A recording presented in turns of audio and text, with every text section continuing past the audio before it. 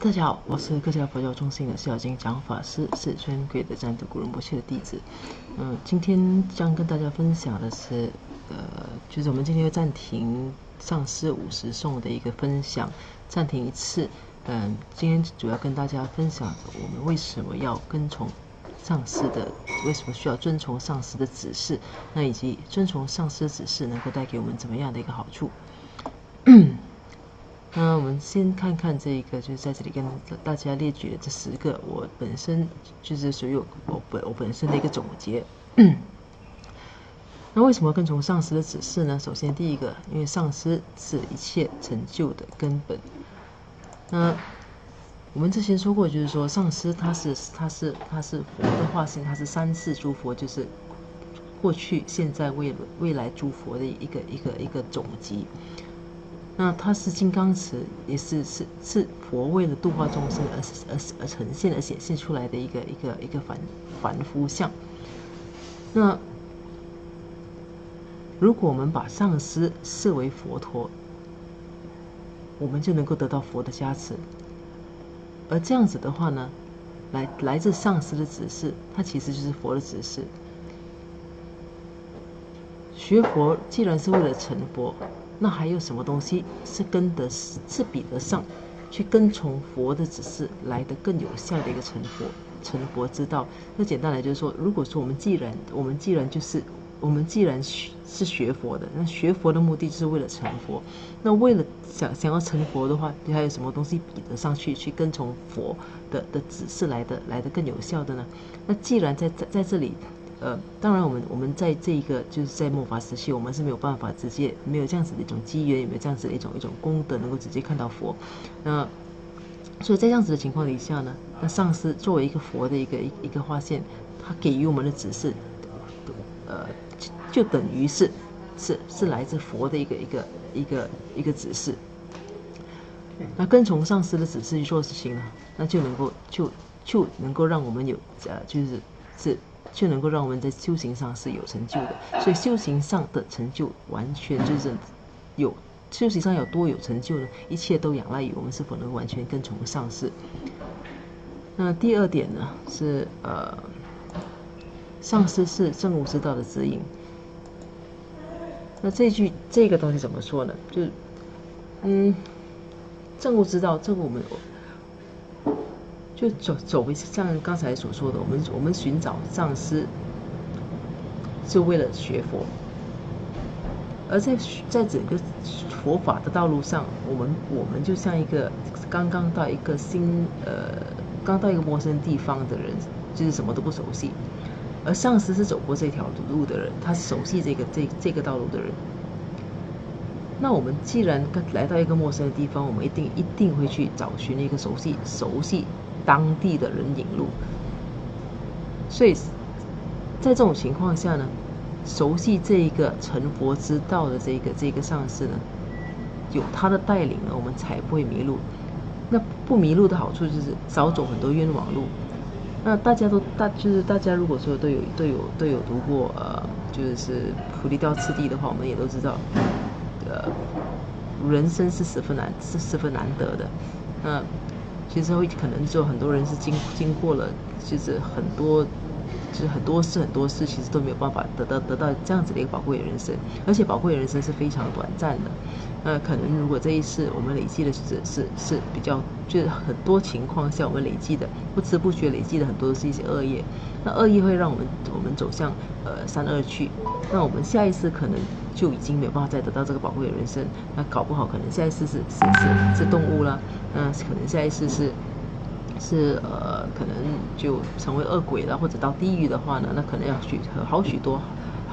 好多事都没有办法摆脱。所以在这样子很有限的这一世呢，能够拥有这个宝贵人生这一次，我们当然要要充分去利用它。所以在这种情况下，我们必然需要一个熟悉这条路的人来指引我们。所以上师他就是一个带路的那一个人，他教我们佛法，他给我们指示，让他指示我们所做的一切，其实就是让我们慢慢去领悟这条路的一些做法。所以它目的呢，其实是最终的目的，始终就是希望我们能够帮助我们摆脱这个轮回，得到这个正悟。那这过程中呢，上师作为一个外在的上师，他其实主要是带领我们慢慢的找到自己的真正的上师，也就是我们内在的一个佛性。那最后是才能够是最后的一个最终的一个正悟。所以跟从上师的指示是非常重要的，因为他是熟悉这条路的一个人。那第3点呢，上师是累积功德的资粮田。那这个怎么说？当然就像刚才说过了，上师他是诸佛的化现。所以说，如果我们去听从上师的话，我们去供养上师或者听从上师的话，对在上师身上所做的一切，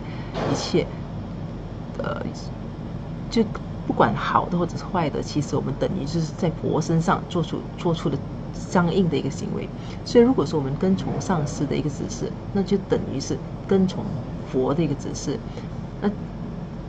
那如果是根据佛的指示呢，那它就能够让我们累积很多的一些就是大量的一个功德。因为听从上师的指示等于听从诸佛的指示，从这一点来说，那它必然能够让我们累积许多功德。而且上师他本身他的一个他所扮演的一个角色呢，其实他本身他并不是想从我们身上获取任何东西，他吩咐我们做任何事情。其实因为上师为什么说上师是资粮田呢？因为上师他其实他本身他像是它就是一块土地，或者是一亩田。那我们呢是属于在那个就是那个土地上去播种的那一个人。那我们怎么去种这块地？我们怎么去播怎么种？那就是到最后呢，收成的是我们很好的去就是我们有适当的就灌溉啦，我们有去照顾它，我们有施肥啦。那我们时间到了，我们得到的必然就是一个比较丰富的一个收获。那如果说我们什么都不理的话，任由那块土地自生自灭的话呢，那到了收成的时候，其实那基本上就没有太多什么东西是可以收成的。所以上师本身他就扮演的角色就这个样子。所以如果说我们去听从他的指示，等于就是说，我们就很努力的去施肥，我们去灌溉的话呢，那最后呢，收益的就是我们，而且是所以从这一点来说呢，是上师是累积我们是我们累积功德的资粮田。那所以听从上师的指示，就是我们累积功德的一种方式。那第4点呢？那上师是实现佛陀教诲的活例子。这一点怎么说呢？他讲，其实对我们这些凡夫而言，佛陀是2000多年前的证悟的佛，他离我们其实是非常遥远的。那如果今天我们没有上师的话，那我们就只能根据就佛经佛典来学习佛法。那根据佛经佛典来学习佛法的话，如果这样子来修能够有成就的话呢，那其实这世界上就很多人就已经修行有成了。那为什么没有？为什么结果其实并不是这样？那主要是因为我们本身的智慧是有限的，我们所看到的一切也都是根据我们本身的方式来解读。那我们本身是用什么方式来解读呢？我们本身解读事情的方式，常常我们的智慧常常是被蒙蔽，被我们过去的因果业力的一种作用力的一个蒙蔽。我们受了各种情绪啊、投射啊的影响，我们有各种烦恼、各种妄想，所以我们连世间八法都没有办法去避免。那我们怎么可能去真正的看清楚的、透彻的看到就是这些佛经上的意思？那这种情况下呢，要修行，那自然我们需要去有人，就是手把手的就带着我们一步一步走。那上师就是扮演了一个这样子的角色，他本身他以一个凡夫相来示现，他就是一个活生生的例子。我们可以从他的各种行为，从他的过去的经历，他的生平和做法上，就去怎么说呢？就去仿效，所以他是一个我们可以仿效的对象。所以，但是他由于他是一个，他所做的一切都是根据佛法来做，他本身就是一个怎么说呢？上师他是佛的化现嘛，所以他所表现出来的一切，都是就是根据，你可以说他是根据菩提道次第，他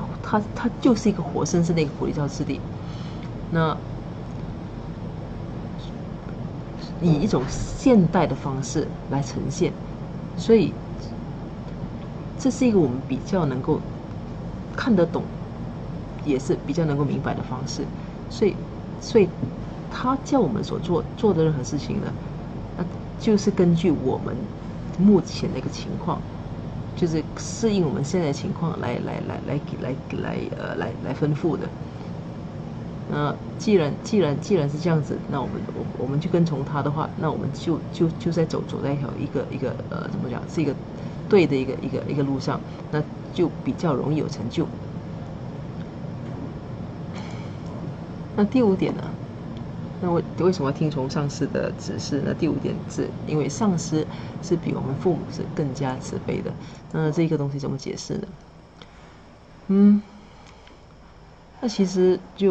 我们当然是可以想象，我们可以理解说，父母是十分慈悲的，因为父母从小在我们小的时候就把我们辛苦的带大啦，就给我们上课啦，给我们温饱啦，这些种种。那父母跟上师一样的地方是他们都希望我们快乐，但是差别在哪里？差别在于父母他给予我们的是偏向外在的，而且呢，他希望我们快乐，但是因为父母本身，因为他们也是一个娑婆众生，他们看不到更遥远，所以他们所给予我们的一切呢，都是就是围绕着这一世的。而上师不一样的地方在于，上师希望你的快乐是一种真正的快乐，是一个不会因为各种情况，不会受各种世俗各种环境或者条件的影响，而随时会消失的快乐。他希望给我们的是永恒的快乐。那所谓永恒的快乐是什么呢？永恒的快乐就是一种，就是摆脱这个娑婆轮回的一种快乐。因为只要我们还是困在娑婆轮回里，我们必然就一定有希望幻灭的时候。因为娑婆本身就是充满无常的。那真正的快乐当然来自摆脱娑婆轮回。所以上师他有，因为他的智慧，他看得到这一点，所以他希望给我们的是真正的就是究竟的这种快乐。所以从这一点基本上来说呢，他是比我们的父母更慈悲的。所以上师就是他给我们的吩咐呢，我们去照做了，其实他是能够利会我们，不只是这一世，还有利会我们的生生世世的。那这是第5点。那第6点其实是类似的。那上师更关心我们的来世。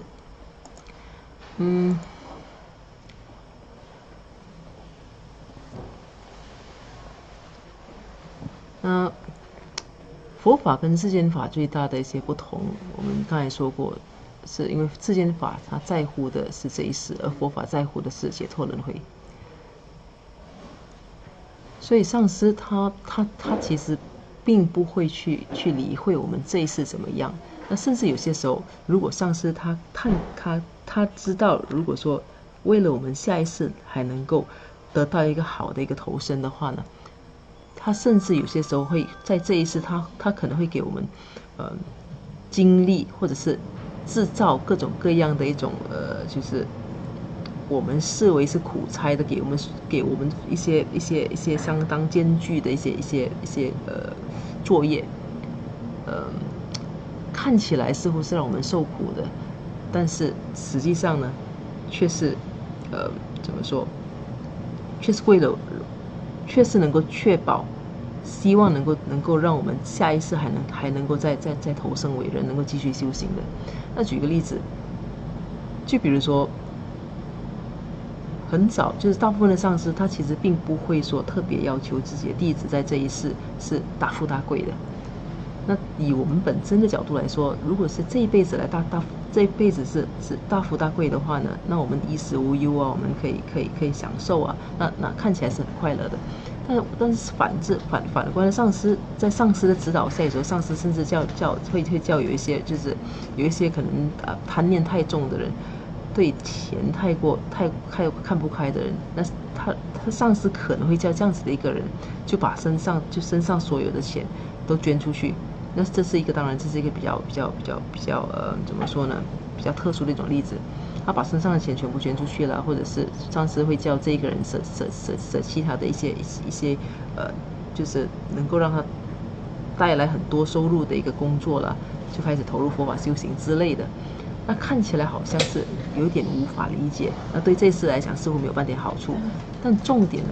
为什么上师会这么做？他重点，因为他看到的是下一世，而不是这一世。他知道，如果说我们继续沿用我们目前的方式，继续去执着于这些金钱的话呢，那对我们的下一世，我们下一世可能就会投身为鬼，或者是动物。那主要可能是对钱的执着，那可能是投身为恶鬼。所以上师为了避免这个呢，他要我们这一世就把这些东西，把对钱的一个执着就割舍了。那割舍，再专注于佛法修行，那就能避免我们下一世就投生为恶鬼道。所以这是上师所看得到我们看不到的。所以上师给的指示是因为他关心我们的来世，所以我们应该去遵从他的，就是说他给我们的这些指示。那这个是关于上师他在乎我们的来世，我们本身只在乎自己的今世。第7点呢是上师不会让我们去做那些我们没有能力去完成的事情。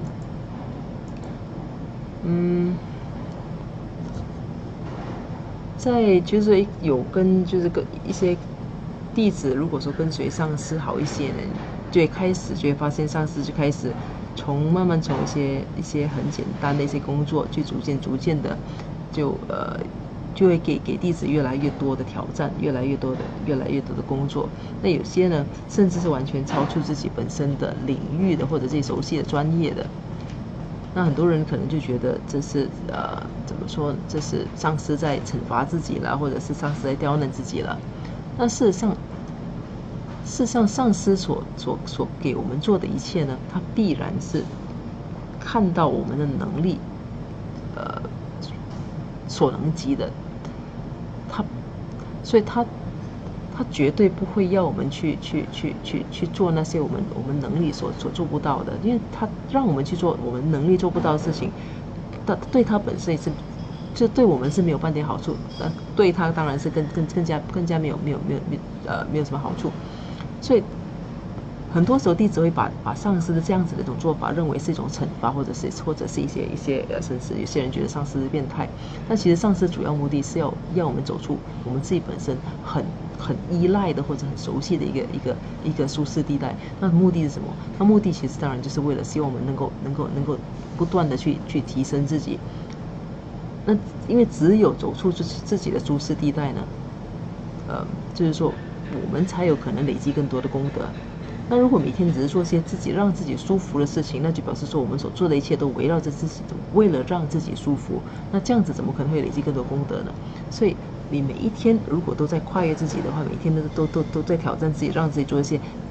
自己觉得是难的一些事情的话呢，那其实就是我们每一天都在提升自己，也因为这样子，因为就是推动自己去做一些自己不舒服的事情，我们可以从中，而且当然是上司叫我们做的事情，当然是能够理会就是更多人的。那透过这一点呢，我们也因此可以累积更多功德，所以这是第7点。所以上司他绝对不要我们去做我们能力所做不到的事情。那第8点呢，就是说上司只要我们成功。那这个怎么说呢？上司其实他知道我们常常给自己，我们常常会自我设限，我们以为就是我们常常，因为我们就是我们的视野是有限的，我们所谓视野就是我们是短视的，我们看不到自己本身有多少能力，我们会以自己本身的习惯，或者是我们的各种投射，或者是我们背景，我们会以为我们可能只能做到某一点，比如说我们可能觉得自己可能是一个每天只能走5公里路。但上司其实知道，这是我们给自己的一种自我设限。很多事情其实我们有能力去执行的，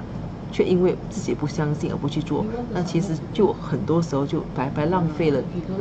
自己的人生。那这样子情况下，上司看得很清楚的，他就给我们指示，要我们去做各样的琐碎的或者是大小的职务。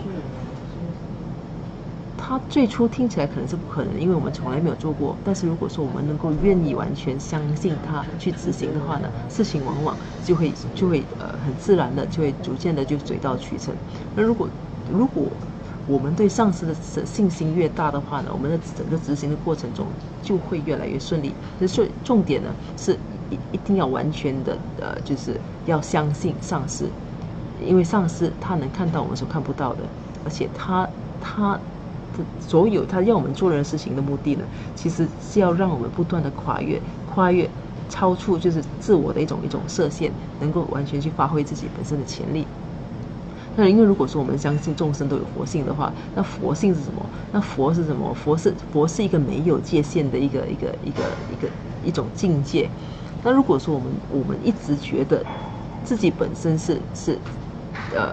自己能做的东西是有限的，那就表示说我们不相信我们有这样子的一种能力，我们连普通日常的一种生活上的一种能力，我们都在自我设限的话，我们怎么可能去发掘自己本身最深层的一个佛性？所以上师其实是一步一步的在怎么说呢？在透过各种各样的大小的一些吩咐和指示，他要我们慢慢逐渐的去看到这一点，去跨越这一点。那最终的目的当然就是希望我们成功，他要我们成功，他要的成功，那就是能够让我们最终能够摆脱这个轮回，能够成佛。第9点，上师的职责是协助我们去对抗魔障。我们走在这个修行的路上呢，常常会遇到各种各样的一种内在的和外在的各种障碍。那外在的障碍呢，可以是一些比较有形的，就是说可以是环境啊，可以是恶友啦等等，这些相对有形的。而内在障碍可能是我们的各种情绪起伏啦，我们的愤怒啦，我们的妒忌啦，我们的贪念等等。那我们本身当然因为自己本身的智慧有限，我们自己本身受到无明或者是三毒贪嗔痴的影响，或者业力的影响，或者各种先入为主的投射，我们是看不到这一点。那上师清楚看到这一点，所以他会根据我们的当时的一个情况来指示我们去怎么做。他指示我们去做任何事情的目的，当然就是要避免帮我们去避免受到这些魔障的影响。比如说有些时候上司突然就会给指示，就说不要去接触某一些人，或者是不要再跟某一些人有什么来往。那对我们来说，这样子的，尤其现代人当然就不习惯这样子的指示，觉得这上司可能是太过分的，或者是他影响，就是他限制个人的自由之类的。但是重点是上司看到这个人对我们的修行，或者对我们就是主要是对我们的修行会有一些不好的影响，所以上司给了一个这样子的指示。他看到这就是他比我们早很多步看得到这个情况，但我们看不到。那他的目的就是希望能够避免他，这样是他就是他希望我们在修行的路上是能够更加顺遂，能够不会因为各种障碍而停止。所以当他指示我们去这么做的时候，那我们如果说是就是去相信他，去跟着去做的话呢，那将来就会这条路就会走得顺利。如果说我们不愿意，我们只想根据自己本身想走的方式呢，那将来就会遇到更多的障碍。所以上师他的怎么说呢？他的目的是要帮我们减少这些问题。我们因为这样子，那我们应该要遵从他。那第10点啊，第10点讲的是，上师是我们最佳的镜子。那上师他是我们说过很多次，就是上师他是金刚总持，也是诸佛的化身。但是上师呢，他在这个时代出现，他以一个凡夫的样子示现，他表现出的是凡夫的情绪。包括他的生平，他的故事也是跟我们有着类似的经历。那这样子的一种就是上师，他化身为就是每一个时代的上师都是示现为他当代的一个样子。他目的其实就是让我们能够跟他有更深，就是更近距离的一个联系。他能够透过这个样子，我们才能够看到真实的自己。因为如果上师假设，如果说我们的上师就像佛那么高高在上的话，那对我们来说，他是十分遥远的，我们没有办法在他身上看到任何自己本身的问题。那对修行来说，这其实是就是它其实是可以是怎么说呢？我们会觉得遥不可及。就没有办法有一个借鉴的对象。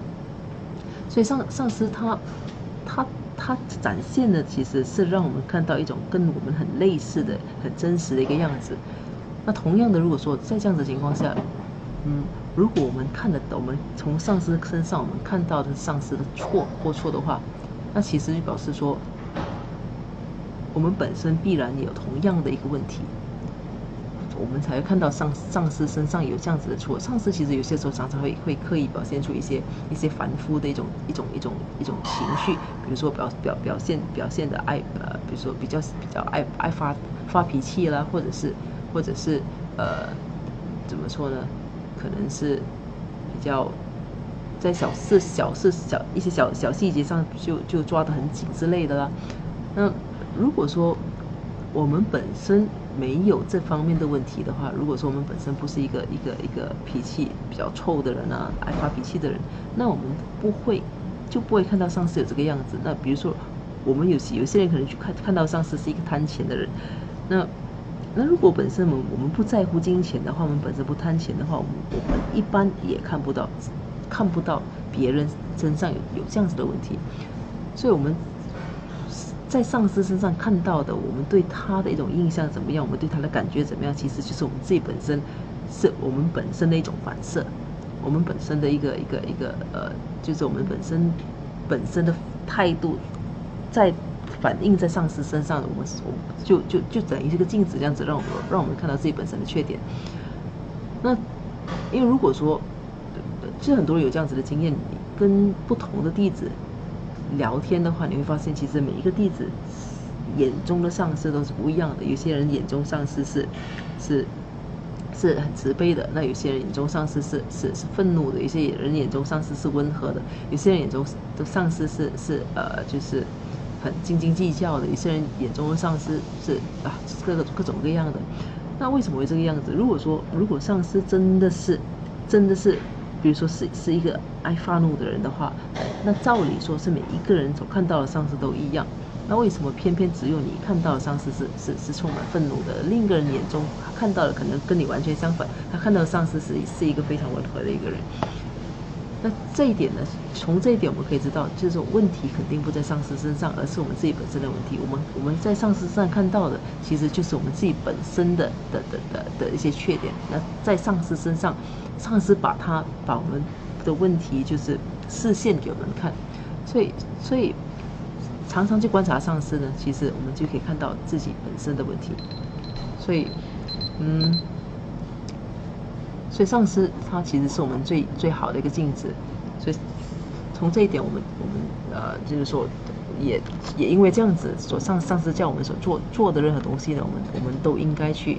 遵从。那跟从，所以从这词典呢，其实就是一个就是我个人觉得为什么应该遵从上司的话。那遵从上司的指示，其实具体能够带来什么样的好处呢？那你根据我们刚才所说的，其实上司他要我们做的东西，其实都是我们能力所能及的一些事情。而且呢，他整个重要的他的目的呢，其实是要把我们的潜能发挥出来。所以跟从上司的指示去完成各种任务的话呢，他能够把我们本身所潜藏的一些各种潜能都发挥出来，能够让我们跨越自己本身的一种自我的一个设限。那从这里呢，我们可以变得越来越勇敢，越来越开放。而且我们从这里，我们也学会，因为跟从上司的指示而得到成果了，我们会逐渐培养，就是对他人的一种信心。那当然在这个过程里面，我们逐渐会变成一个更负责任的一个人。会不断的去挑战跨越自己本身的一个舒适地带。在过程里，当然因为跟从长期不断的跟从指示，我们会变得更加谦卑，更加谦虚。当他的就是他的结果呢，其实就是我们的自我，我们的我慢会变得越来越少。那这是一个怎么说呢？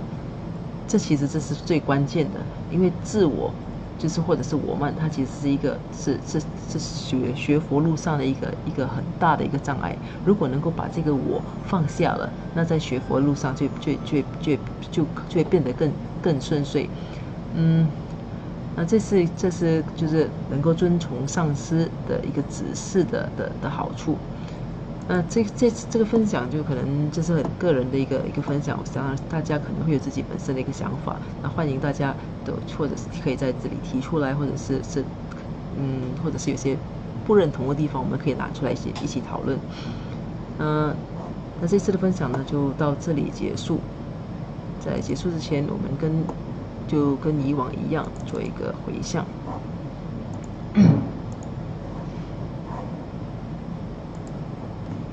不好意思，这个镜头歪了。如宝珍贵菩提心，未生出者愿生出，已生出之菩提愿岂不退转倍增长？如宝珍贵之空性，未生出者愿生出，已生出之空性宝岂不退转倍增长？愿使修一切功德，利益所众生诸法弘，显明至尊善慧名称师，所设佛法信要诸圣教。我愿世世不离真上师，我愿随时享有圣正法，并于地道功德圆满后，宣说正德金刚持果位。愿我称止善根力，速即成就上师佛，一切众生尽无余，悉令安止施佛地。愿弘扬中喀巴法王正法理则记，直系障碍之征兆，一切顺缘悉圆满。我及他人之三世，一子相属二之一，其愿善慧名称佛，教法有助甚增长。愿斗吉祥业吉祥，昼夜60恒吉祥，一切事中皆吉祥。唯愿三宝常摄受。至尊上师身受永稳固，愿三法业普及遍十方，上为教法聚光照三域，众生未尽其行恒常住。